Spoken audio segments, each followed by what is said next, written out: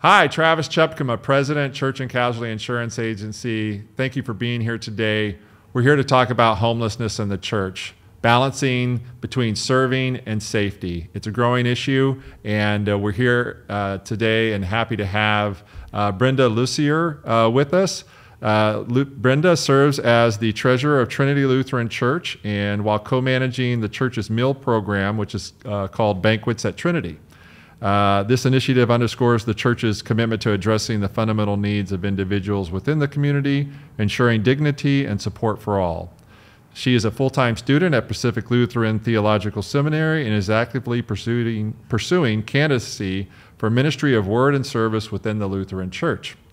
Beyond her roles within the church, she focuses on grant writing, securing vital resources to support various social concerns and church programs at Trinity.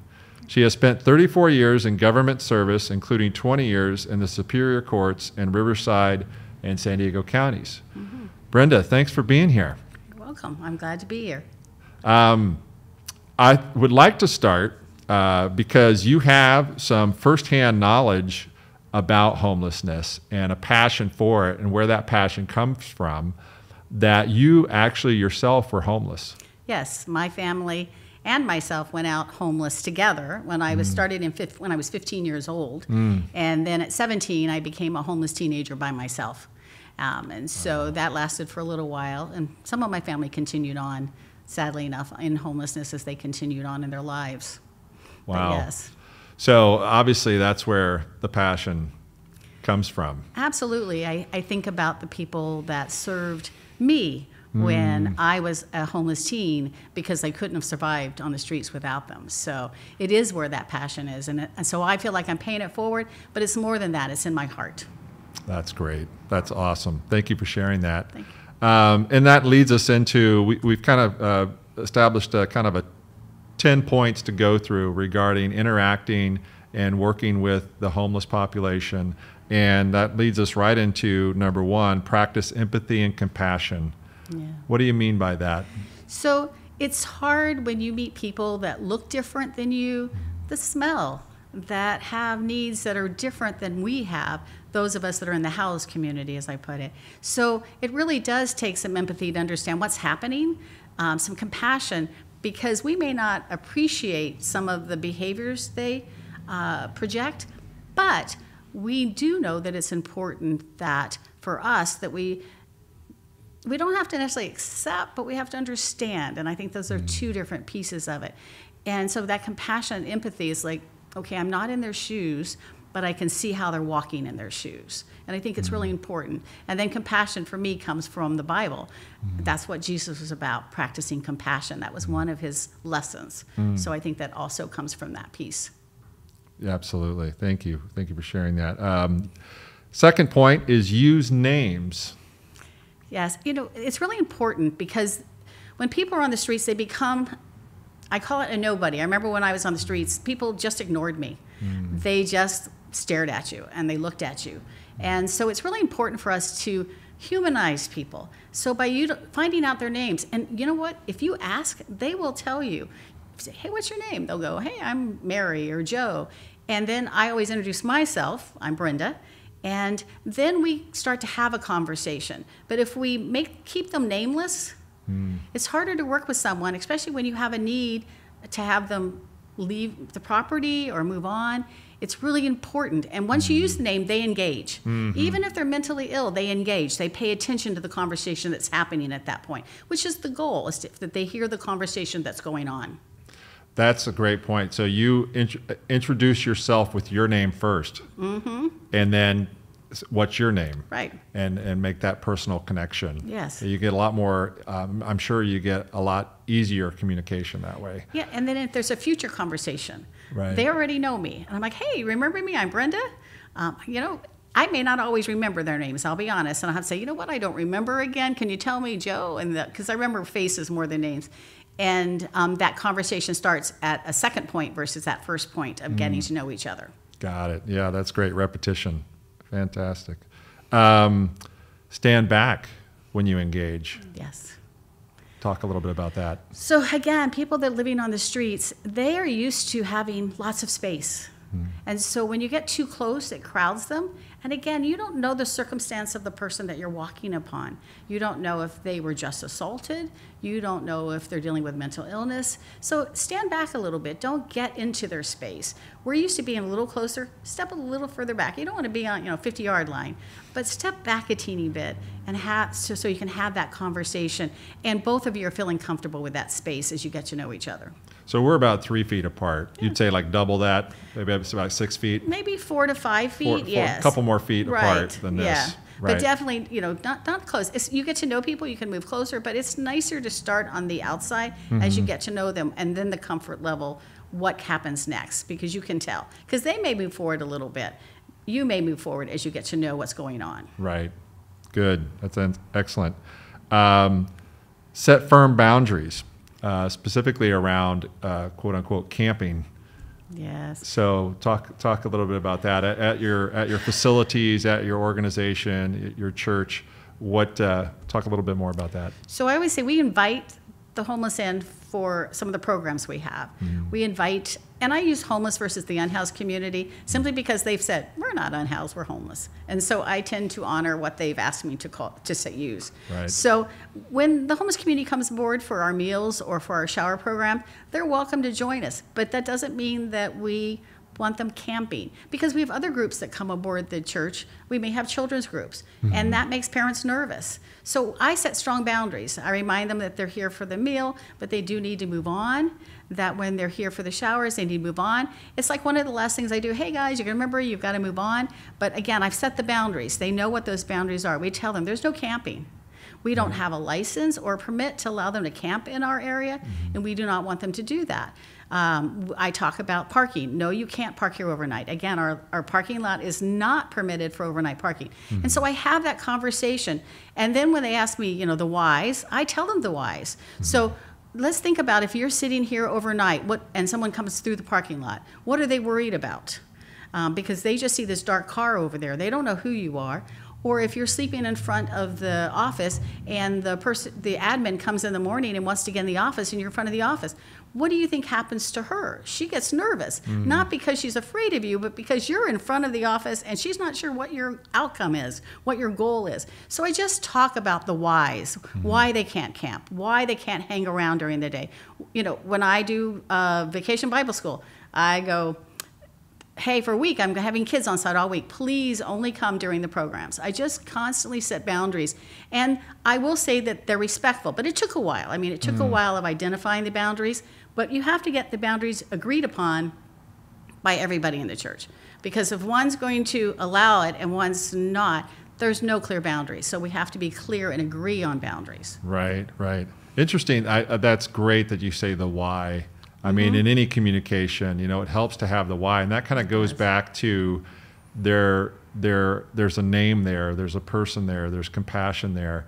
A lot of times I can imagine that it's like, these are the rules, time to go. Yeah, live with them. And so to have that, explain why you're doing this. And do you have I'm assuming that most homeless don't have a watch, so time maybe is irrelevant. Is it like nightfall? Do you say, hey, by nightfall you need to be moving on? Or do you say, our program is done for the day, it's time to move on? How do you address that when it's time to go? Yeah, so after, when we finish serving, some of the people may be congregating out front because they're done with their meal, but they're still talking and chatting. And so I walk out there and say, hey guys, I'll be leaving in about 20 minutes. Please be off the site by then. When we have the showers, we open up the space for about 7 hours. But at the end of 7 hours, it's still time to go because we have to get the area cleaned up. So I go in and say, okay, I'm leaving in 20 minutes again. You will need to be gone by then. And again, because I've been working with this group, they're very respectful and they get it. But even on Sunday mornings, I say to them, if I come in on Sunday morning and they're hanging out front, I say, there's 2 things that can happen. You can come in and join us at church, or we ask that you move on today because this is a church day. And again, I've set those boundaries in the past by saying, on Sundays, it's about worship. So you're always welcome to join us for worship, but we ask that you don't hang around in the morning during worship. Right. Good. Excellent. You kind of hit upon these. Tell them the rules and tell them politely. and then also be consistent. Make sure your message doesn't change. Yeah, that is a critical piece, though, because I find when I first started doing this, working in the church with our own programs, I would set these boundaries, and people are like, well, that's not fair. And I'm like, why are they not fair? Because I'm trying to be fair to, as I call it, both sides of the parties. Right. We have neighbors that live around us. We are in a community of houses. The neighbors may not be comfortable with what we're doing, but we want them to know that we care about them also. So I need to make sure that I'm taking care of what I call it both neighbors, the whole community. And so I have to think about that consistency as being important for both sides. But people are like, oh, but Brenda, they're homeless. And I'm like, they are. But they're also people who understand, who get it, and they'd rather us explain and offer, but also be consistent, because if you say something different, then who do they listen to? And then it creates chaos. And once chaos, then you have people sleeping and stuff. And again, I feel for everybody on the streets. I know they don't always have a place to sleep. I know they don't always have a place to go to the bathroom. They're just not available. But I still need to be consistent, and I offer them options because I happen to know them in the community. Not everybody will have that information, but I happen to know. And so it's really important to think about that, because I have other neighbors that I also have to honor, and I have to welcome into, as I call it, as part of our community. And then making sure that everybody's on the same page as far as that goes. You're the point person. You're the head of this homeless ministry. What if a church or a house of worship doesn't have a homeless ministry? Do you recommend that they have kind of a point person to engage with the homeless, to get to say, my name is, and get to know these people that may cross their property or be on their property? How would you, or how do you set the consistency across the board with something like that? So as it always is, it starts with a meeting, because who is the, I call it the stakeholders, your lay leaders. I think that there's somebody who's concerned, somebody who's been going out and having people sleeping and they're not sure what to do. So I think the first place is to start with a meeting and go, so what can we allow? What will we allow? What will how will it impact our neighbors? All the different things that you're going to ask yourself to determine what is the rule, what is that, and then at that point, that's when you've got to identify who it is. Because for me, even I'm not on this church property 7 days a week, 24 hours a day, and I'm not there every day of the week. So I just want to make sure that as other people are on the property, that they have the same understanding, they have the same rules. Some people aren't comfortable with talking, and they may call me if they know like I'm in the back.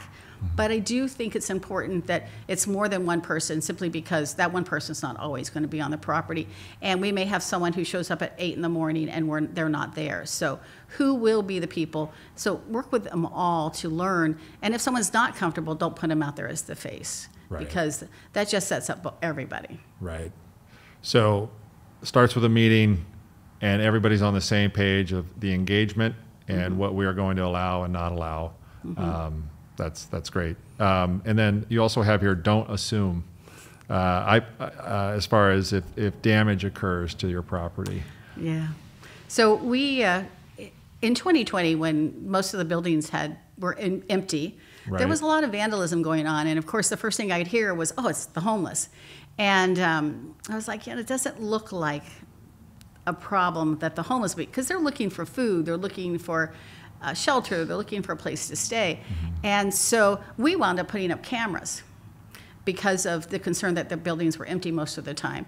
And when we were looking at the cameras for who was vandalizing, it was interesting who it wasn't, because I knew a lot of the faces, and they always go, hey, Brenda, come look and see. And I go, yeah, that's not one of our homeless. It was often some of our house neighbors, sometimes teenagers. Right. And it was once in a while a member of the community. But for the most part, it wasn't, 90% of the time, it wasn't those that were in our homeless community. Or it was people we'd never met before. Right. So they could have been homeless, we weren't sure. Right. It's really important not to assume that they're the ones who broke the window. It may be, you may have evidence of, but I think that it is, if we make that assumption, then everybody starts to dump on the homeless, and that is kind of what happens nowadays. It's always their fault. It may not always be their fault.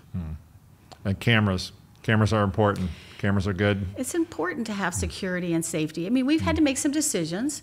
We've had to put up fences in some of our areas and high fences, because people were going into areas to sleep and such that no one could see them. We had to be aware that there were things, again, during 2020, it really kind of opened our eyes how often we were not at the church. So we really had to think things through. Right. And then the cameras give us, it doesn't create safety, but it does give you an idea of what's actually happening around you. And I do think that they're a wonderful investment for a church if you're not going to be there all day long, and most of us are not. Right. You also have utilize local authorities and the engagement. What's the time frame, or not maybe necessarily the time frame, but those that you obviously recognize you can't engage with, there's just no engagement happening. Right. Talk about that, how you approach that. When do you call authorities? Just walk us through that. So many people on the street are mentally ill. There is no solutions for mentally ill people at this time, sadly enough, and families disconnect from them because of the challenges of working with their own family members. They just don't know what to do either. And so they're on the street, they're walking, they may be talking to themselves, they may be showing bizarre behaviors, but am I equipped to handle that? And that's the question I have to ask. And that's what I tell my volunteers. Are you equipped to handle that? When someone shows up on Sunday morning, are you equipped to handle that? The answer is, for most part, many of us do not know how to handle that. Even though I had all our volunteers go through a program called Mental Health First Aid to learn, what it taught them was what not to do. And I think that that's really important, to learn what not to do, because there are some things that we can do to set someone off. But it's important, if you have fear, I want to be real clear, if you have fear, do not engage. It's a safety issue. And there's nothing wrong with us. It's okay to have fear and to know that it's a safety issue and that you're going to have to get someone else involved. It may be the police department. In Riverside, we have a homeless task force that will come out to provide services. What do you have in your communities that will provide that service? It may be that there are some mental health professionals within your own church that may be able to assist, but it really is important to understand what you can't do so that you don't harm yourselves and ultimately don't harm the person that you're working with or that you're talking to at that moment. But I'm a big believer in, if you're afraid, get help, get somebody. Don't stand there alone. Go find someone else to be with you, and call the police if needed, because we do not want anyone hurt in this process. Don't try to overcome your fear. Any fear, get help. That's a great... Fear is okay. Fear is normal, especially when we're first engaging in new things that we are not familiar with. And working with people that are mentally ill, if you have no experience, it can be overwhelming and daunting. Yeah, for sure. Last one here, get assistance. What about resources? What are some good resources people can connect with? So I talk about mental health first aid. It's actually a program that started, I want to say, in New Zealand, but they have a wonderful book. They have some really good information, and they have a program where they provide training. But in your community, there's somebody who has it. In Riverside, we have 211. I don't know that it's in all the communities. But there's an information line within the city. There's usually a community action partnership that has information. Contact the city or the county and ask if they have a homeless task force, because they have information. But what I've learned, if you're a church that isn't providing services, contact a church that is providing services, because they have resources, because you had to build them in order to be successful. And managing the programs that we have. So ask around, if there's a clergy group, ask the clergy group to find out what other resources are out there. It's amazing what kind of services are out there that somebody knows about that you're not aware of yet. Right. And just ask questions. And I always say, they can always call me, but don't publish my phone number. We won't do that. I'm joking about that. No, we won't do that. But my resources are truly just in Riverside. Now, you mentioned New Zealand. I didn't catch the name of that program. It's called Mental Health First Aid. Mental Health First Aid. Okay, gotcha. And they started in New Zealand. It was a program out of New Zealand that I learned about when I worked in the courts. And I had all of our employees take the training, because we were working with people that were mentally ill within the court system. And so when I came out and started working with this program, I'm like, okay, this program's needed. And so we've done training and we've offered it up to other churches that have that type of need. So it's a really good program, and it's volunteer basis, and it's pretty inexpensive. So.